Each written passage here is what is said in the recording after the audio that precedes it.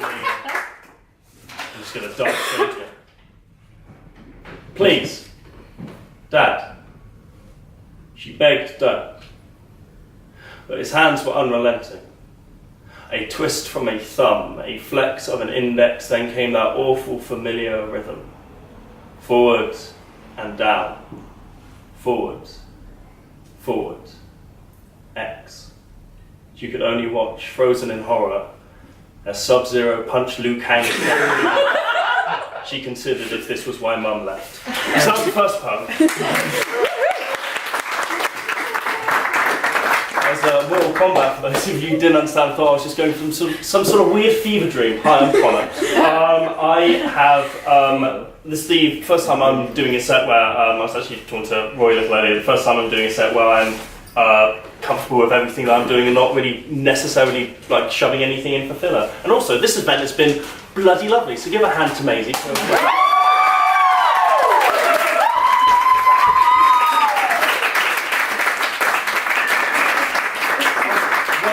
Faces just in Bath, fucking lovely gig this is. But yeah, so I'm just gonna go straight in. This one is, I wrote this poem, normally I don't really have paper, but I'm actually doing quite a lot of recently new stuff. So this one is one that I wrote, it's just on this side, this is the last place you look. This one is for a gig that I attended, which was something called Bristol Loves Tides. And so what that was, it's a charity for making sure that kids, as they're growing up in Bristol, know about the importance of like water, not just in Bristol, but also in the world and stuff like that. And the gig I went to, so I wrote this for that. And they showed this incredibly bizarre film that reminded me of Mad Max. It had like old men licking muscles off each other. It was fucking intense, it was great. Show it to kids! Oh, I'd love to be a kid. That got a laugh from you, Roy. This one is called Fisherman. A line held fast in your hands.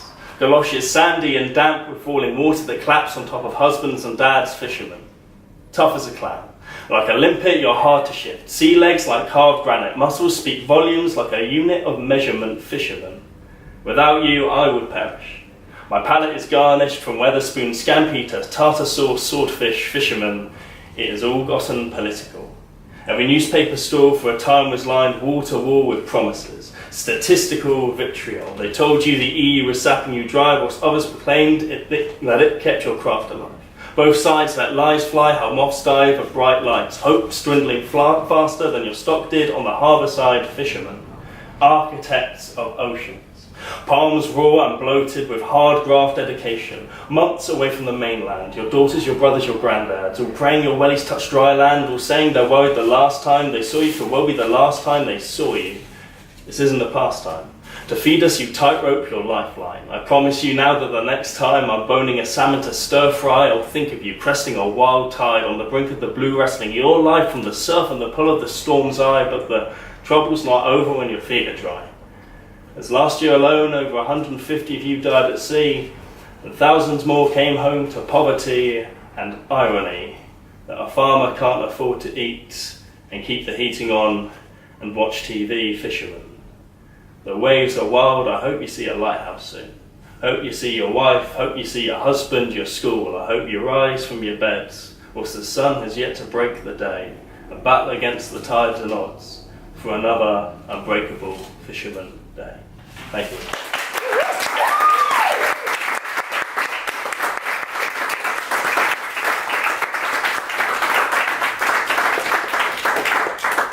If you love someone, Mike hissed at Adam, let them go. He loosened his grip, and Adam screamed, plummeting from the cliffside as Mike bellowed with laughter. Ha ha ha ha ha! His victory was short-lived, however, when, with his final act, as he tumbled towards his doom, Adam turned, shouting up and pointing out how totally gay Mike had sounded just then. That's the poem again.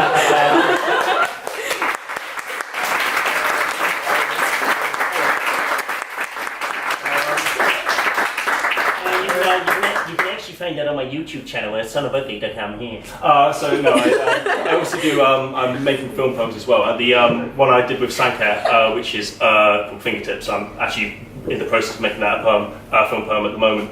But this one I'll end on is one I have never performed before. No, I performed it once in Edinburgh before, so no one here would have seen it, so that's quite nice. And it's called Flowers, and I will do it now.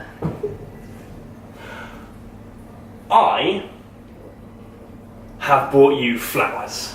I know you never asked me to, but you never expressly told me not to do just that, so I have brought you flowers. They're at the florist we always used to walk by, and I remember you said there's no point in flowers, they'll all end up dead, and I said yes. Well, so will all things, including Earth, with the inevitable heat death of the universe. And then we got into a debate about nihilism, and it literally went on for 3 hours.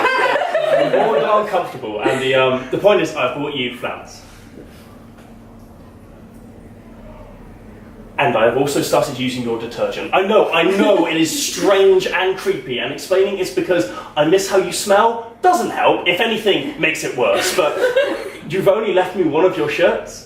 And I've worn it around my neck so often, it stopped smelling like you. It's just this checker red noose, and, well, it looks more like a dead fox in all honesty. And some guy on the street called out at me. He said, "Hey, nice scarf, dickhead." And I wanted to scream back, "It's not a fucking scarf, it is a memory!" But that would have been me. The point is, I've started using your detergent.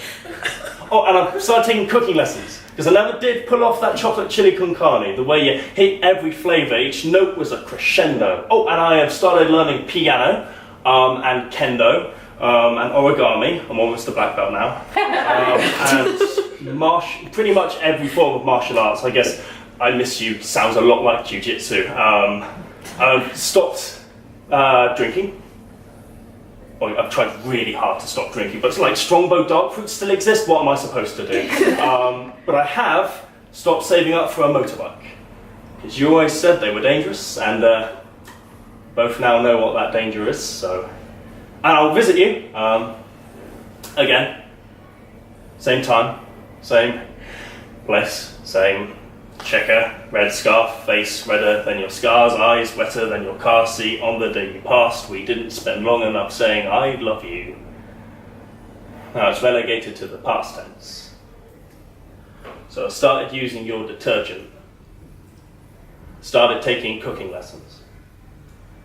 So I've worked out, if I can be anything like how good you were to me, it will make up for the hours we never had. And I'll always, always bring you flowers, Dad.